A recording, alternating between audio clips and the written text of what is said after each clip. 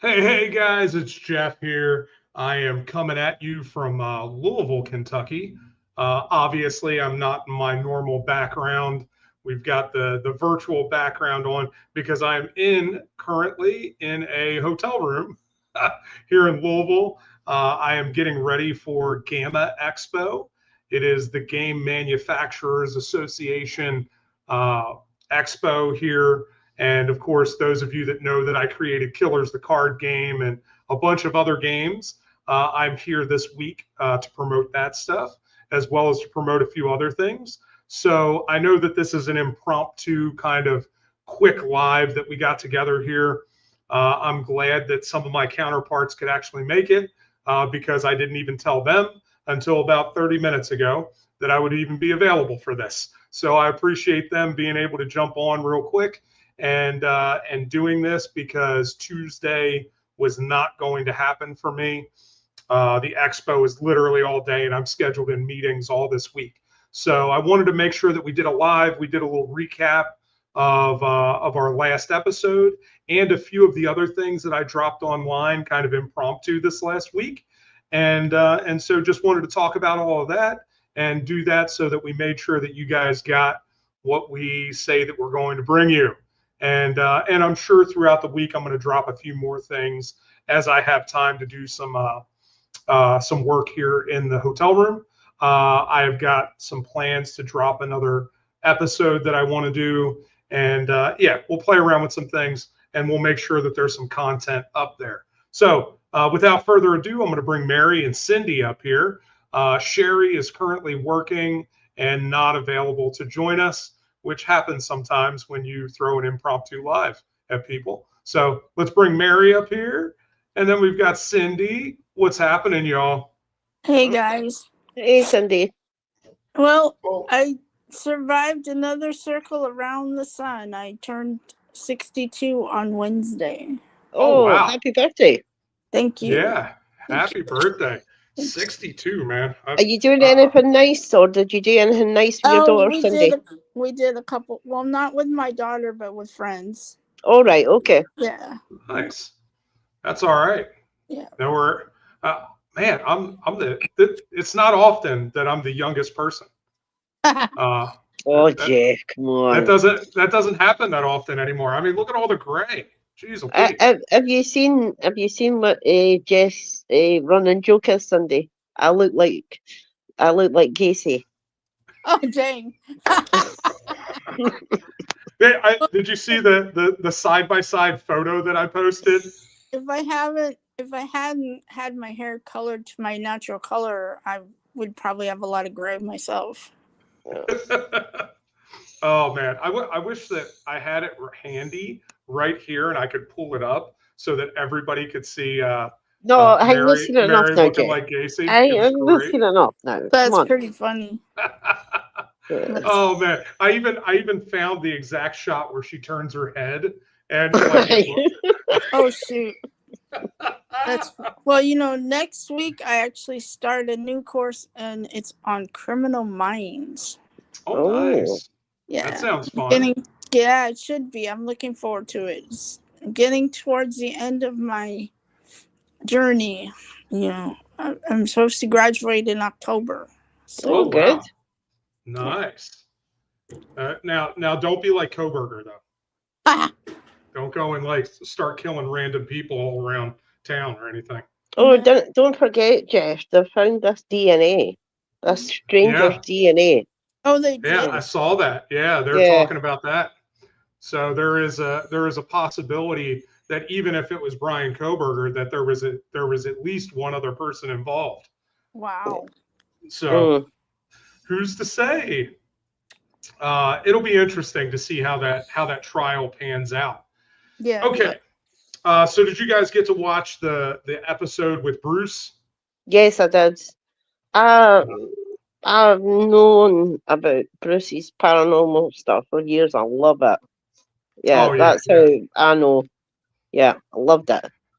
Even though even though he was talking, but it was like, I know his signal's bad. So, but yeah, I enjoyed it. Man, he literally nobody really said anything, but man, he lives out in the middle of nowhere.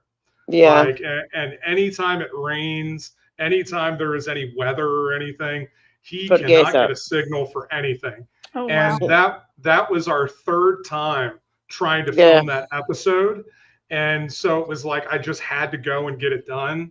And it was about as good as it was going to get. Yeah. And so, I could still make out what he was saying, though. It was quite interesting. I like his paranormal stuff. Yeah, he does some cool stuff. I've been wanting to go out and like do an investigation with him. You should do, because I think it would be a lot of fun. Oh, you should do a nighttime one with him. Yeah, yeah. This weekend I will be in Kansas City. Right, I'll be in Kansas City, Missouri. There's plenty of dirt there, Jeff. By the way, plenty of dirt. You can. I will be there for Missouri Paracon, and so I'll be there with a bunch of my friends. Jeff Berlanger will be there, who we did the Christmas episode with. So I'll be hanging out with Jeff. Can you ask Jeff, right? Because I've been avid Ghost Adventurers for day one. Can you ask Jeff, why does Zach always send Aaron in his cell, and Aaron always gets like the responses? You know, he's like Aaron goes in his cell. It's like so you know that I could pull you up on my phone while I'm there with Jeff. Oh, good. And you can ask him yourself, right? Yeah. Oh God, I would love that. Yeah. That's actually. Remember though that I also have the button to hang up on you if it turns into a 45-minute long conversation and I got shit to do, right? I'll be but Mary, Jeff, goodbye. Jeff, I don't talk as long as you, so we're good.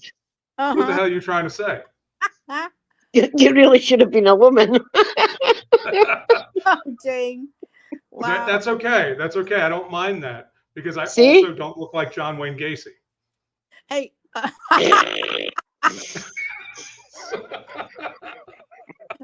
So in a couple of weeks, actually the 15th of March, my couple of my friends and I were going to go see John Edwards. Oh, okay.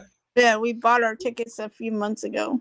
So speaking of an Edwards, Russell Edwards, who is there in the UK. What do you think, Mary? What do you think, old Russell? Uh-oh. I can't say anything nice. So okay. So for all of you out there that don't know, Russell Edwards runs the Jack the Ripper tours in Whitechapel, right? He has been researching Jack the Ripper for as long as he's been alive, I think. He also, the shawl that they're all talking about right now and that has come back up again in the media the last week, he owns the shawl. And he bought it supposedly for $3 million and is the one that did all the DNA testing and everybody and everything. And he's saying that it is for sure Aaron Kaminsky is Jack the Ripper. He got see, luckily I watched this. He got interviewed by the news and we were on the live chat. I thought, God, this clown man. It's doing. So it's definitely Kaminsky. It's definitely. No, so we are going to have Russell Edwards on the show. I've already talked I want to Russell. That to be live. Oh, I want that to be live. Because I would literally string him up. Oh, geez. There and then. I don't know that we can do that one live because there are a lot of people that I think would want to get on there and have some words for Russell Edwards. And I complete honesty. Me personally, I think he's just a bit of a glory hunter. This show, I want to allow people to be able to come on here and talk about their beliefs and their ideas. And if he believes it, then he believes it. But in the real world, no. Yeah. So, I want to be able to do that, and I don't want to set anybody up No, and but like I set it have up for them to. listened. I have Yeah. listened to him. I listened to it right the way through, Well, I'll tell and you what. I still think it's not. It's Yeah. not it. You So think he's he. full of It's definitely BS? Tumbledy. You think he's full of BS, Mary? Yeah, I do. So That's he a is polite way, currently. Sherry. That's a polite way, Cindy. Thank you very much for that. So Russell is currently doing every national and Yeah, international he's doing media the tour. circus. He's doing the Yeah, he circus. is. And so before it got picked up, me and him talked about doing this show, and then now he's been on everything, and he's like, "Hey, I need to take a break," and so he's going to hit me back up when it's time, and so eventually he'll be on here, and I'm Yeah. excited to have him on. Yeah. I've already had Michael Hawley on here, and He's I more think that, convincing, put it that way, Jeff. yeah, I think his research is much better. But I am willing to give Russell a chance to speak his piece and to let us know all of the ins and outs of the evidence that he has. And I mean, we'll go.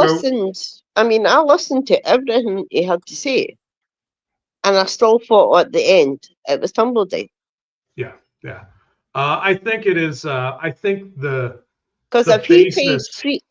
if he paid $3 million for a shawl that wasn't really even hers to begin with, because I made the point in the live chat, why would you have a shawl on when she was selling her husband's shoes the same day?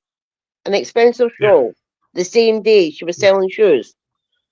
Do you not think she would rather sell the shawl rather than the shoes because she would get more money for the shawl? Maybe the shawl had sentimental value. Yeah. Well, so from what I understand, the shawl may not even be a shawl. It may be a table runner, is what a lot of people say. So there's a lot of suspect things. The guy that he bought it from was supposed to be a cop that had handed it down through his family. The cop was supposed to have been there, but when they did research, they realized that there was no possible way that he could have even been there because he had nothing to do with that jurisdiction. So there's no reason that he would have stumbled upon this crime scene because he was somewhere else. So how did this shawl become a thing? I don't know. So there's for sure a lot of things up in the air about the shawl, but I'm interested. I'm interested to see what he has to say. See, the thing is, the alleged cop that he's talking about, he was the City of London. He was what? City of London. Yeah. So, and where Catherine Eddowes was found was in whose territory was it? Oh, that would be the other one. That would be the Scottish one. Scotland Yard. Yeah, so a completely different jurisdiction altogether. And so, it's crazy to think about all of that stuff and what that really means. But there are a lot of people out there that believe it, that say that it's accurate. So I am always willing to allow people to speak their piece and to say what they think, and everybody else can then judge. We'll have then two different experts from two different ends of the spectrum. They're able to say what they think. I was like, that would be a good episode to get Michael Hawley and him on together. Yeah, well, that would be a really good episode. We'll let Russell be on first and let him speak his piece, and then see if both of them want to come on together. And I'll do a little bit of moderating. That would be really cool. But I don't know. I don't know if either of them. I mean, the sort of in the live chat when I put, but what happened when there was murders just like Jack the Ripper in the States, about 30 of them? Silence. Yeah. Silence.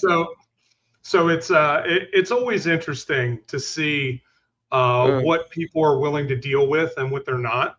because it is. If you start looking at that stuff, it challenges your own hypothesis. And the truth is that real science is open to any hypothesis, whether it challenges your viewpoint or not. So, that is typically the tell if somebody is a real scientist and really wants to get at the truth, or if they're just trying to push some kind of agenda. Yeah, there's a lot of like fake stories about Jack the Ripper. I mean, even I delved into it and I ruled out Aaron Kaminsky straight away. I ruled him out straight away because the mere digging that I done, it was pointing towards Tumblety. Okay, so going back, since we've now talked about Russell Edwards, because you mentioned an Edwards, and it made me think of that. Bruce, because we're supposed to be recapping the Bruce Lemaster episode. Sorry. It's all good. It's all good. You got me sidetracked. It happens. But we always sort of veer left, you know that. Well, that's something we were going to talk about anyway. So we just talked about it earlier. That's all. Yeah. Okay. So one of the cool things Bruce was talking about on there is he talked about all of the different killers that he corresponds with. Yeah. And talks to all kinds of people. Dana Gray being one of the longest standing people that he talks to, which is really interesting. But he mentioned on there, I can't remember the guy's name that he talked to, but he mentioned on there that there was a guy that he was corresponding with that wanted to like trade things with him, and like when he gets out, I can't remember. He wants to tie him up and show him what it's like to be a victim, and then he wants to do the same thing to him. And I was like, brother, I think you got to do the first, like you got to be the aggressor first, because I feel like I'd be nervous if you weren't. Yeah, seems kind of scary to me. I got to tell you, there's a lot of things I'm willing to do. I don't know that that's one of them. No, I wouldn't do that. No. Like I don't know, man. What's to stop the person from actually killing you in the first place? Like you give this person the opportunity to play around in something that he obviously has already had issues with and has some psychological dysfunction there, and you give him the prime opportunity to do it again. Like I feel like that's too much of a temptation for anybody. Like that might be his fetish. You know? Oh, for sure. So he also mentioned that he was talking to somebody who wanted to he wanted to basically talk dirty to him and say all kinds of stuff to him. Oh, dang. And I asked him, I said, did you at least indulge him a little bit? You like send him some dirty pictures or something, like flexing or something? Because the truth is Gacy would do that shit too, right? He would ask for stuff like that. And so like, if you believe at all what Jason Moss wrote, Jason was doing that with Gacy. So, like talking about all kinds of sexual stuff that he wanted to do with his brother, and Gacy was kind of like coaching him. And it's crazy because those people that are in prison, right, that have been caught for their crimes, well, they still have this sexual dysfunction, and they're still trying to live out that fantasy, right? And so the people that are writing them sometimes end up becoming an outlet for those fantasies. And so, like, just like parents that will live through their kids, right? Maybe they played sports when they were younger, and now they're forcing their kids to play the same sports so that they can go out there and they can live vicariously through their children. It's no different when you're talking to some of these killers. They're looking for a way to relive some of that stuff. So if they can talk to you and talk you into doing these things, there is a possibility that they're sitting in their cell getting off on that you are going out and committing these crimes, or you're going out and experiencing these things. And when you become a person, whatever it is in your chosen endeavor, you become an expert in it. I mean, the next logical step is to teach other people how to do it. When you look at, of course, this is fictional, but when you look at Hannibal Lecter, right, and Silence of the Lambs, part of what he was doing was enjoying training other people how to do what he did. So it's an interesting part of psychology that plays out with these different killers.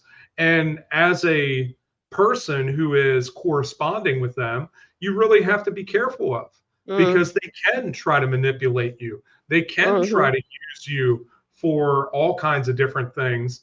And, it's not above those people to send people to your house, to do things to you if you don't want, because they do have other connections outside of the jail. That's why if you were gonna do that, I would get a PO box if I was even thinking about corresponding with somebody like that. I say all that. I've never used a PO box. Yeah, but okay. Besides Berkowitz, who have you corresponded with? So I've sent a letter to Elmer Wayne Henley, and I've corresponded with Dennis Rader a bunch. Oh, dang. Yeah. So Elmer one would be cool if he actually writes back to you. That'll be cool. Yeah, I've talked to Elmer. I've talked to Wayne a bunch of times, but not through letters. He's never written me anything back. But we've talked a bunch through Ashley, and so I've corresponded a little bit with him, more so with Dennis than anybody else. But Dennis was supposed to have sent me a letter. I messaged Ashley the other day, and I said, Dennis still hasn't sent me shit. What is going on? Make sure when you talk to him that you yell at him about not sending out my letter yet, because I haven't gotten anything in the mail. It's been 2.5 weeks. Oh, dang. So I don't know what's up with that. I might send him a message and be like, dude, what's up, man? Like, I'm waiting. I know I'm sort of going off topic, Jeff, but I actually fell asleep because the district attorney in California made me fall asleep. They were doing the thing about honestly, it was kept going on and on and on about, get to the point, man, about the Menendez brothers. Do you know what actually happened? Because I fell asleep, but I was like bored. No, but they're from what I read yesterday, they are not going to get a new trial. Yeah, because it kept going into this big long detail about each item. I was like, oh, come on already, just to say aye or no. And it's like this big spiel. And I thought, they are not. I mean, the governor could give them clemency since 2019. They could have had that. Yeah. So that is really their only other option.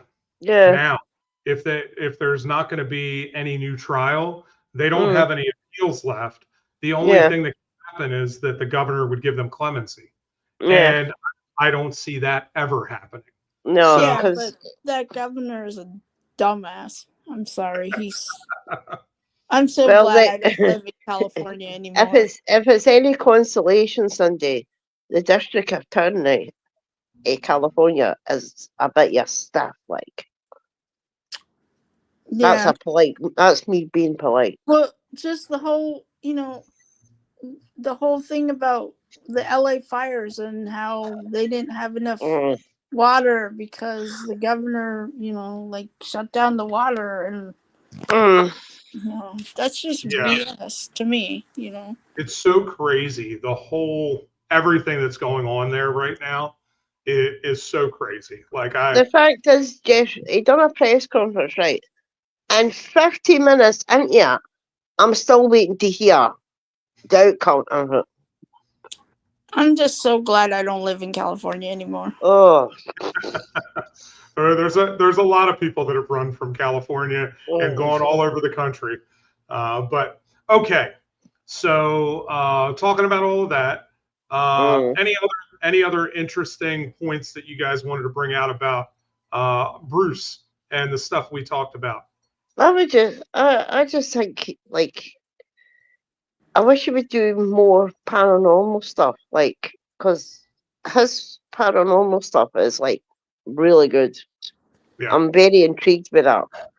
I mean, that would be good, even, I think if I remember hearing correctly, he's going to do another TV show, but it's, like, paranormal. Oh, I think he mentioned something like that. I know And it'd he be is. good for you and him to go on a lockdown. Yeah, it'd be really cool. I would love to do that. And That's the one thing I would love to do is go on a lockdown. yeah, I've been talking about that. Of course, I've been mentioning that for the last year or Mm. so. I just have to get a team together, and I got to get enough time to be able to go out and do all this stuff. And Uh, see the place that you should go, and Jeff will even tell you, Berlanger, is the Washoe Club. That is really, like, where is that that's who at? I think, because Aaron always gets sent in his cell. Oh, here we go. Here we go. Jeff, no, Jeff, you know where you should go, and I know you're close to Michigan. Go to Eloise. Oh yeah, Eloise Asylum. Mm-hmm. Mm. I've been to the outside, and I have I don't know if I ever told you. I have photos with apparitions in the photos. I was Just just from being there. outside of I the. was just there when I was up in Michigan this last time. I Mm. was like 50 miles from Eloise, but they weren't Mm. doing anything there at the time because, of course, they have the Halloween stuff and everything, and that Mm. was all being torn down to set up for next year. So they didn't have Mm. anything going on when I was there. But I would have loved to have gone over and checked it out. Well, see, when we went, there was nothing going on. We just went around the outside because Mm. we knew somebody that knew where it was, and I'm like, oh, can Hmm. we go? And he drove us, Oh, that's and cool. That's so we cool. just like walked around the outside and got some really See, bizarre, the like best places for to getting basically hits is mental hospitals yeah. Well, and and prisons. well, I've been told several times that I'm like a magnet when it comes to spirits. Yeah, I And get that that. I shouldn't go anywhere like that by myself. You can But feel like something. oh yeah, Well, See, I get the feeling. I'm an empath. it's so Yeah. funny because I'm the complete opposite. Because I end up typically being an anchor for the empath that's there because Oh I'm wow. so incredibly grounded that it makes it really difficult. Hmm. So it's an interesting dynamic when I'm there because I experience things too. I've seen plenty of stuff, but Mm. I often end up being the one that gets to ground everybody that is experiencing Mm. all kinds of stuff. Oh, But they're that's always interesting. yeah, there Mm. always needs to be somebody that can do that, that can like break off. Yeah. Yeah. And it's an important part of the team because otherwise things can get so intense and so Mm. crazy that, it really affects people as they're leaving and going home. There can be all kinds of problems. I But mean, yeah, I'll say one thing. I can Cindy's been there. When I went to Zach Bagan's museum in Vegas, Mm-hmm. I felt a ton of shit in there You what? instantly. When I Yeah. was near, when I There was were near, certain when I areas was that. near Bela Lugosi's mirror, I felt huh, something. Hmm. Well, that's that's like I that's felt when I probably went something. because you in. that's because you probably looked in the mirror and saw John Wayne Gacy. That make anybody nervous. um. No, I remember when I was there. the room with all the artifacts, behind the glass. You're lucky. I love you, Jeff. That room. I felt so much sorrow being in that room. It was just weepy. yeah. This is funny because the one place that I really, really felt something is the one room where they have the Scottish guy who was beheaded. There's a room where his head is in glass. That for some reason was really difficult for me. But well, and the other room that was difficult for me was the room with Ed Gein's cauldron. So that is the only room where I actually saw something. Well, it kept I kept looking away from it, but it kept drawing me in. That's because you were hungry and you wanted to get inside. No. Your little chicken leg. No. But you see, I got vibes of Manson's prison TV. Oh wow! Yeah. I got vibes, like serious vibes over that. Wow. And of course, he's got the divot box there as well, and that's instant. And then he's. I think if I remember rightly, he has the Annabelle doll. Not anymore. No. Is he going to go out? He did have it. That went back to the Warrens. Yeah, he did have it.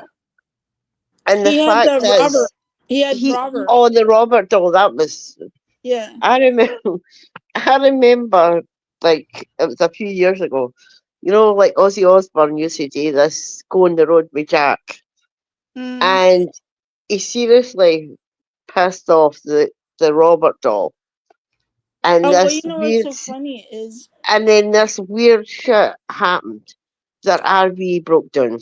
Oh wow! Then the next thing it was like the tire blew, shit like that, and he had to go back and apologize to Robert. Oh shoot!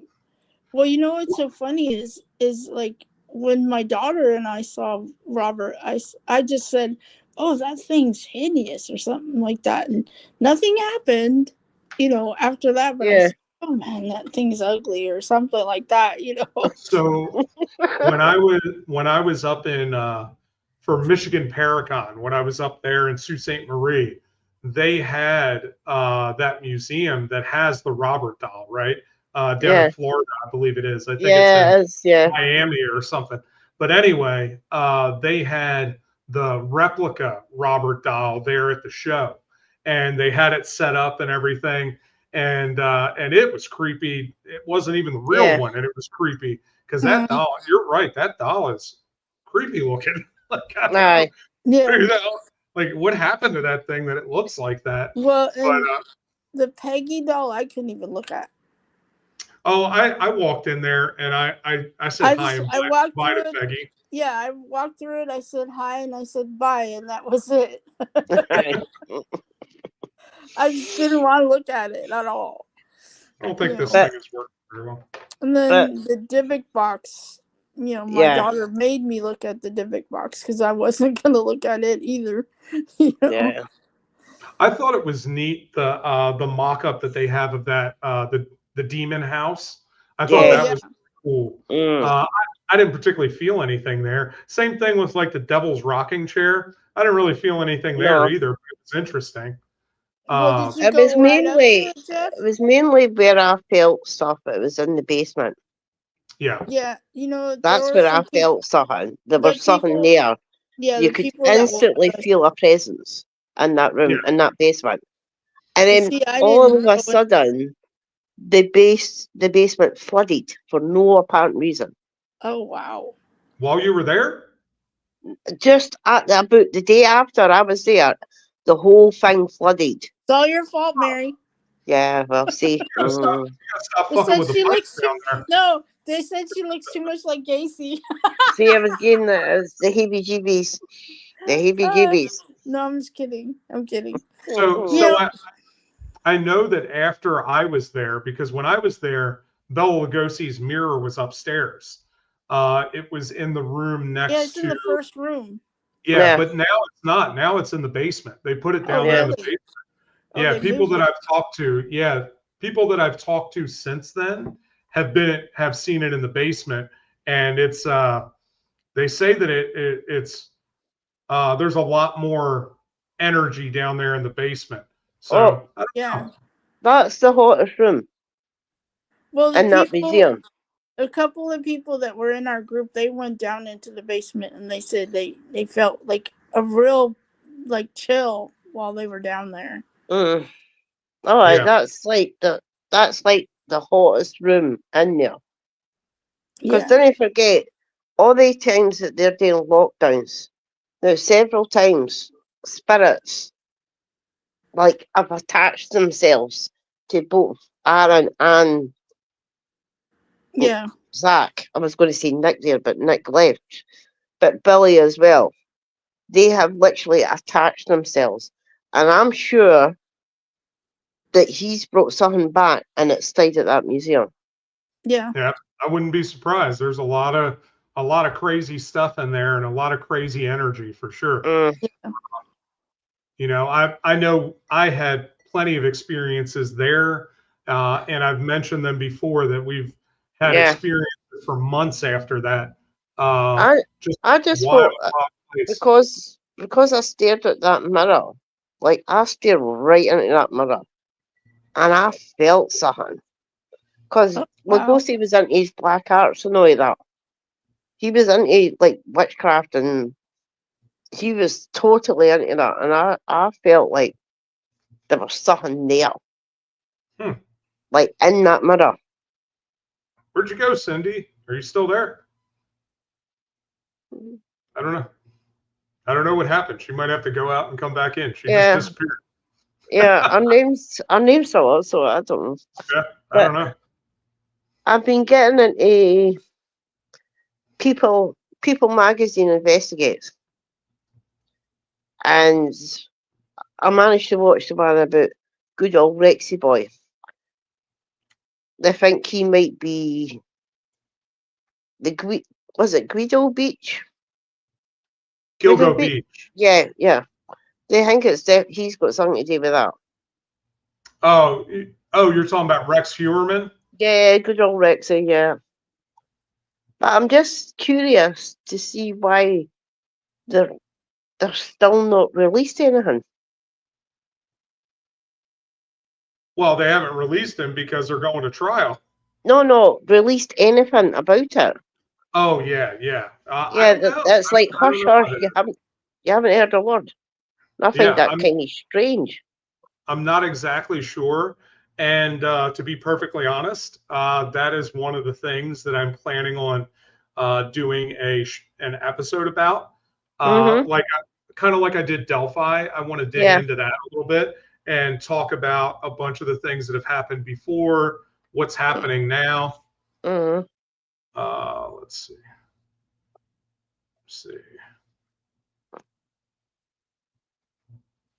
I just I'm sent waiting. Cindy a message like, "Where'd you go?" Yeah, I'm just waiting till you do the digging on Scott Peterson, and I Oh, think you'll get some info from Bill as well, because I think that's pretty interesting. from who? Bill, come up. You're going to his house, Jeff. Bill? Oh, Kimberlin. Yeah, okay. Yes. I'm like, what the fuck I does know you're Bell no mean? good with names. I know you. I heard Bell. I'm like, Art Bell? Like, which Bell are we talking about? Bill. Bill Kimberlin, yeah. Yeah. So you're taking the whole thing with the sideshow stuff, killer stuff, everything. Are you taking everything, or is everything with you at the hotel? Oh yeah. Yeah. I have it all sitting here. I was earlier today. I was down there playtesting Mhm. The sideshow game, and Yeah. everybody like loved it. So I love now the you. I love your board thing that you've got that comes with it. I think that's cool. oh The yeah. wee thing that you did. I think that's cool. So here's the thing. I'm hoping that this weekend that I either pick up another publisher that's going to license the game and put it out there, or that I gain enough people that want to go back it on Kickstarter that we can actually do a successful Kickstarter, because Kickstarter is so difficult. And especially now that, there's all this tariff stuff and all kinds of things going on. To do it internationally is a real challenge because of all the VAT and all of that stuff that I have to deal with. So I really don't know what direction to go and how I want to do that. So, I don't know. I'm trying to figure it out. I think you should just play it. I mean, your name's getting out there, so word of mouth is the best publicity you can actually get, to be honest. Yeah, well, the big thing is now I'm going to have to do a bunch of ads. So I've got a buddy of mine. Actually, he literally just messaged me as we're talking, but he's working on my my Kickstarter video. So as soon as that gets done in the next week or so, then I can start running ads and stuff on Facebook. You should.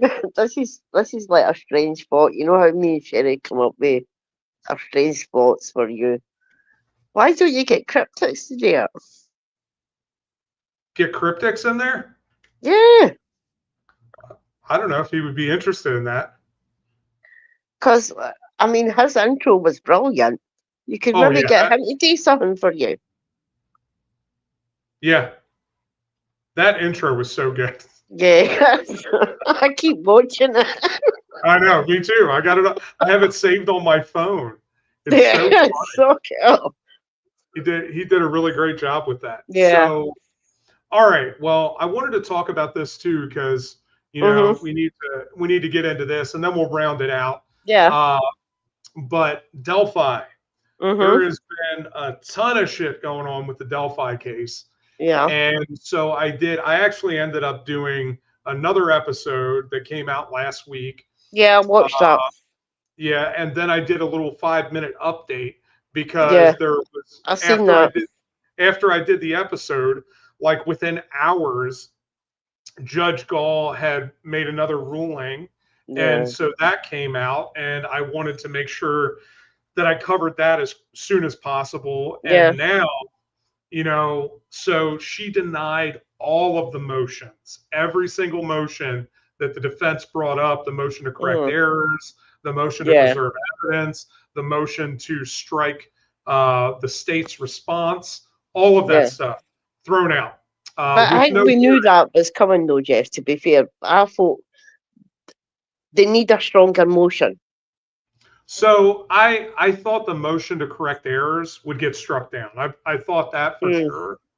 The motion to preserve evidence I thought would get through because that is actually new evidence. Like that is a whole nother thing.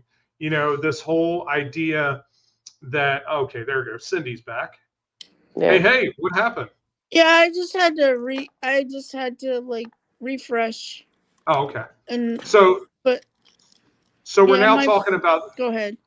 No, we're talking about Delphi now and all the stuff that happened there in the last week, because I did a bunch of videos about that. But that motion to preserve evidence, was all about Reese Davis and the confessions of both Ron Logan and Keegan Kline. Now, if you look at both of them together, supposedly Reese Davis sent 8 letters to Nick McClelland, and supposedly his office should have those letters. If you believe what Reese Davis says is true, if that's correct, and who knows? Nobody's saying that they know for sure because he could be lying out of his ass. Who knows? Yeah. But the thing is, for me at least, with Reese Davis, he doesn't have a lot of reason to lie about it, right? Yeah. That if he lied about it, it's a lot, or if he is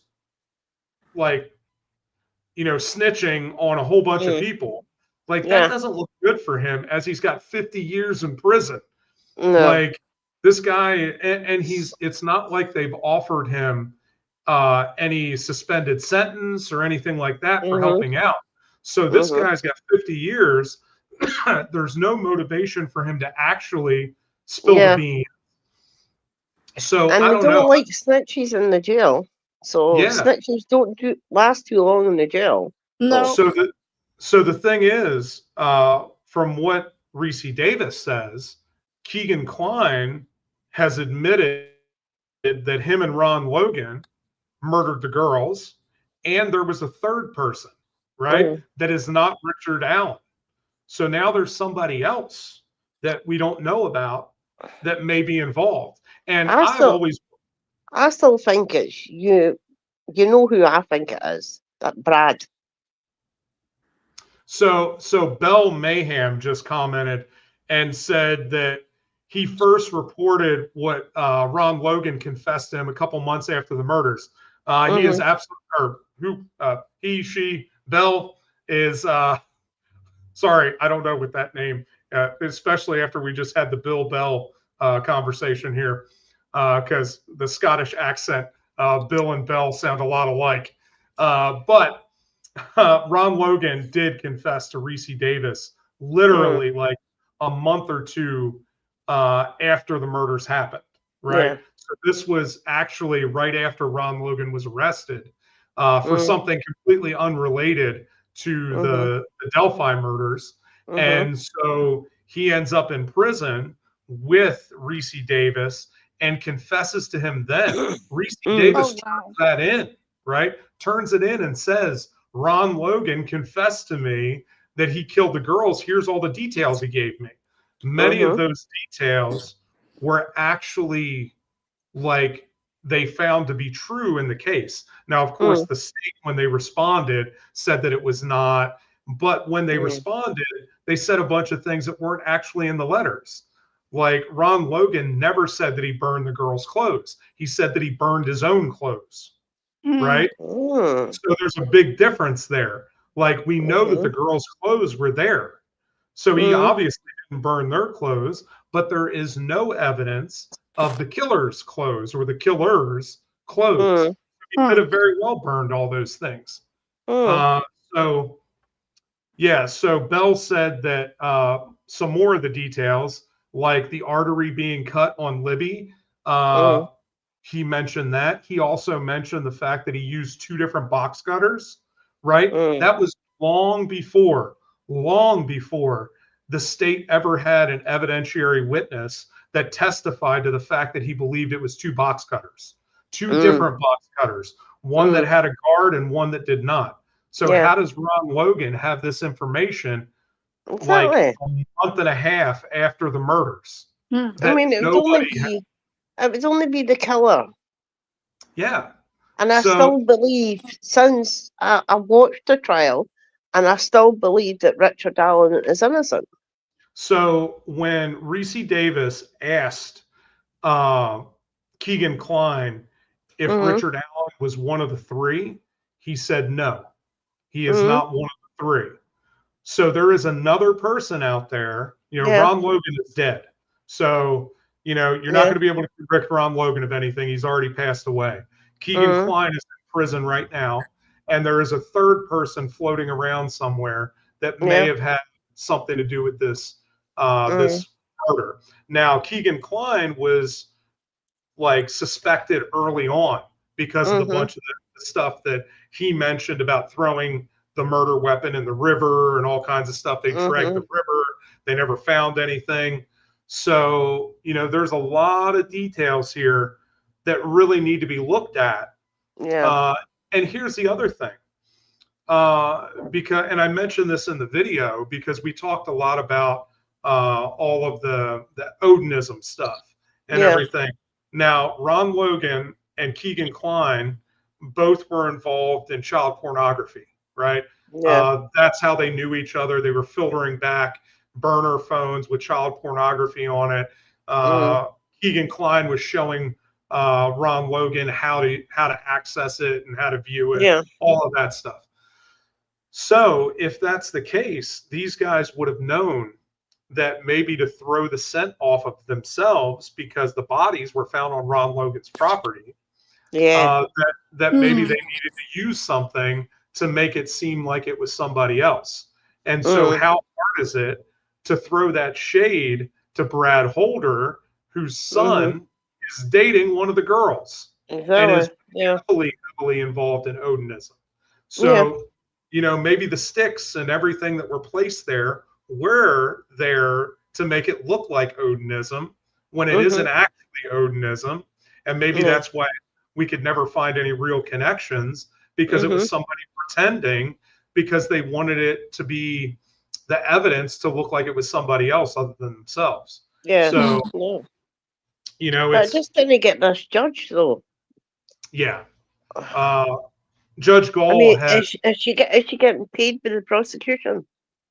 I don't know, but she has certainly hamstrung the case every which way that she could. Yeah. And you know, the defense has not been able to get in anything other than Richard Allen, right? And so I don't know what happens from here. You know, you from what I understand in Indiana, there is no ineffective assistance of counsel in Indiana, so they can't file for that. There is something similar to that. Bell said that that's what I'm saying, or she has a major crush on McLeland. That's possible, man. He's got that long hair. I could see it. Sunday, he actually might be related to me. I'm still doing my digging. Yeah. So, you know, I just don't know like what the statute is in Indiana for them to basically say that the lawyers didn't do their job so that they can get an appeal. But they're going to have to do something, because and so another thing that was really weird to me,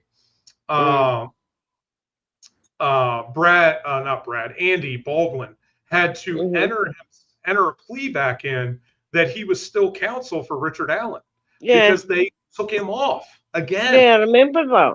They took him and Rosie off.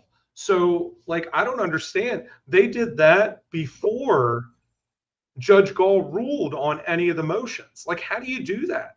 That doesn't add up to me.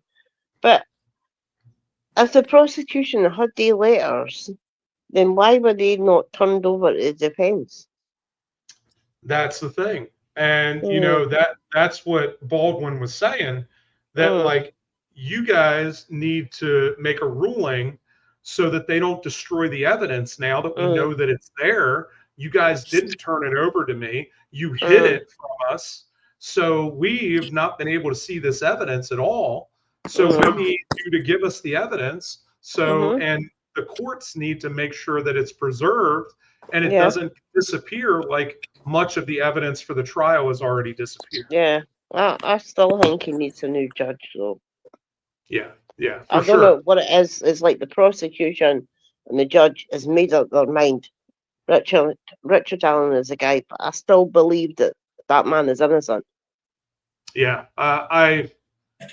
it's crazy. And, you know, I was saying for a while that, you know, maybe Richard Allen might be involved but now that Keegan Kline is saying that it wasn't Allen and that it was him, Ron Logan, and someone else, you know, how do you believe that it's Allen? I mean, it's hard for me to what have they got to lose? Allen. I mean, what have they got to lose by saying that? Nothing. It depends on it depends on who it is, and it depends on where it runs.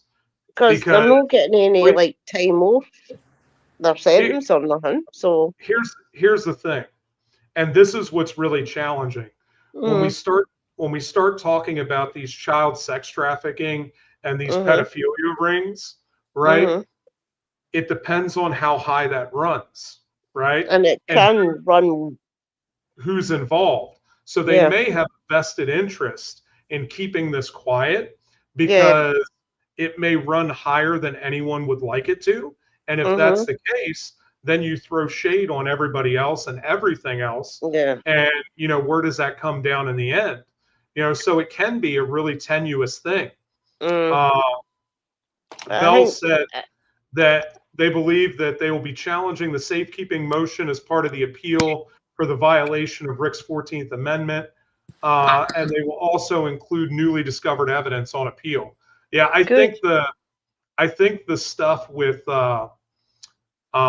Keegan Kline and with Ron Logan is newly discovered evidence. Or at least the stuff with Keegan Kline is. So I know that a lot of the stuff with Ron Logan was also entered into the discovery. They had some of that, so they may not be able to get that in. But the stuff with Keegan Kline that's now coming out should be newly discovered evidence. It seems like it would be pretty easy for them to build that case. But because they have two a lot appellate. of them, Delphi is sort of got like a twinge. Basically, like a lot of people are worried in Hollywood what Diddy's going to come out with because he was involved with the sex trafficking for years, and this can simulate the heady like Paramount, Columbia, every movie was at his parties. That's went way up. That's the same thing. When you look at this stuff that comes down to this sex trafficking and stuff, and you look at like Epstein, right? They're still talking about releasing all the Epstein names. So, whose names are included? We know that Bill Clinton was there. We know that Trump had some association, even though, so it's like even with Harvey Weinstein as well. That shit. Weinstein. Yeah, dude, and it's so it's really crazy to think how high some of that stuff goes, and you wonder if that's not. I'm wondering if it's all linked in the one big ring, Jeff. Yeah. So Bell said, "What are your all's thoughts on Tony Kline? Do you guys know Tony Kline and who that is in relation to Delphi?" No. Let's see, because I'm not specifically sure either. Let's see.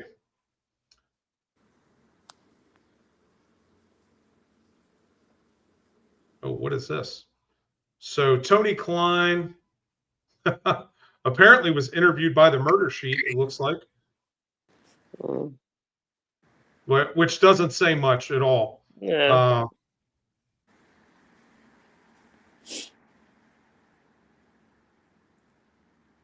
I don't know. I see that they've interviewed him. So let's see. Okay, so Tony Kline is Keegan Kline's dad. So I honestly don't know much about him. No. I've not looked into that. So I don't know that I have any thoughts right now, but it seems like Ron Logan and Tony Kline may be similar in age because Keegan Kline is significantly younger. So, you almost wonder if Tony Kline and Keegan and Ron Logan weren't friends, and then Keegan Kline was supplying all that information. So maybe it's possible that maybe he was the third person. I don't know that. I don't know that to be true, but it seems plausible at least. I would need to do some more research to know about Tony Kline and to see what's there, if anything, and if he had any kind of connection with Ron Logan at all. Yeah. So that would be interesting to look into. So there you go. Yeah. There's some homework for everybody. Let's look and see who Tony Kline is and see if we think that he might be the third person. I don't know, Belle, what do you think? What do you think? Do you think that Tony Kline is number 3? But what about the Brad Holden and what was it Patrick or something? Yeah, Patrick Westphal, Elvis Fields, and then there's another person, and I can't think of the fourth name. But it's seeming like maybe they didn't have anything to do with it. But that doesn't mean that one of them didn't have anything to do with it. I don't know. I don't know. It's quite the mystery still in Delphi. Yeah.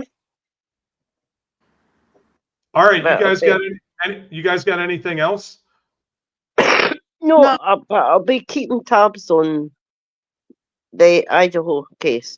with this Okay. DNA. I'll be watching closely with that. Yeah. Let me know because Yeah. I have not been keeping very close tabs on that one. I need to Yeah. because there is going to be a lot of things that are going to drop here real soon, and I'd be Yeah. interested to look at It that. got interesting when I heard about the DNA. Yeah. Straight, and I thought, ooh. Well, Cindy, it's good to have you on with us. I know we don't get you on very often, but it's always good to have you on when you're able. Yeah. Thank you. It's good to be here. You know, Yeah. Sundays are easier for me because, like, with me being on Pacific time, you know, I'm still at work or I'm getting ready to leave work when you guys do the thing on Tuesdays. Yeah, it's tough because we got Mary, who, if we do it any later, it's going to be 1 o'clock in the morning for her. So, Right. Oh, Jeff, but come on. We used to do Clubhouse at like it was 1 a.m. my time. Come on.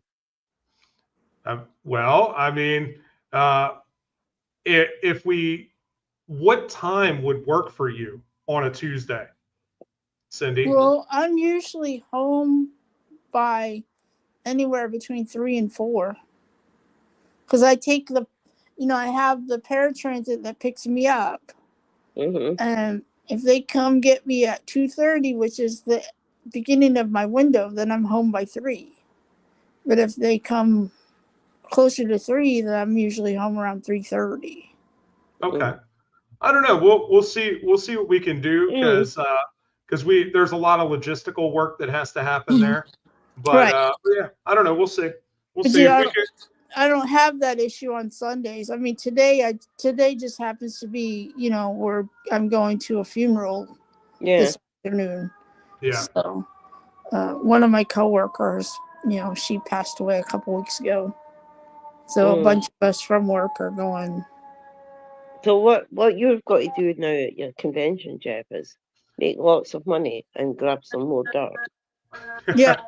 Yeah. There you go. There you go.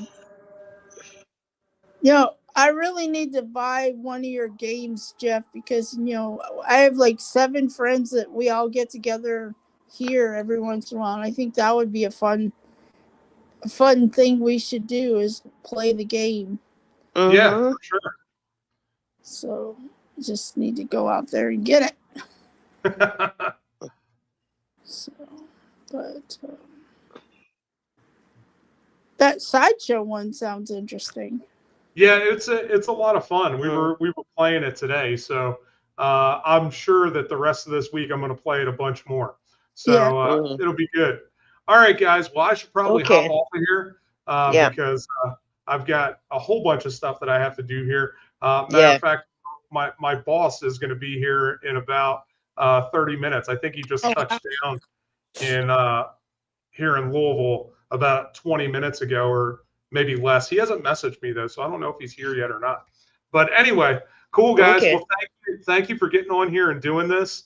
I know that it's an off day, but we'll figure it out and we'll see what we can do about playing around with some hours. It depends on what everybody can do.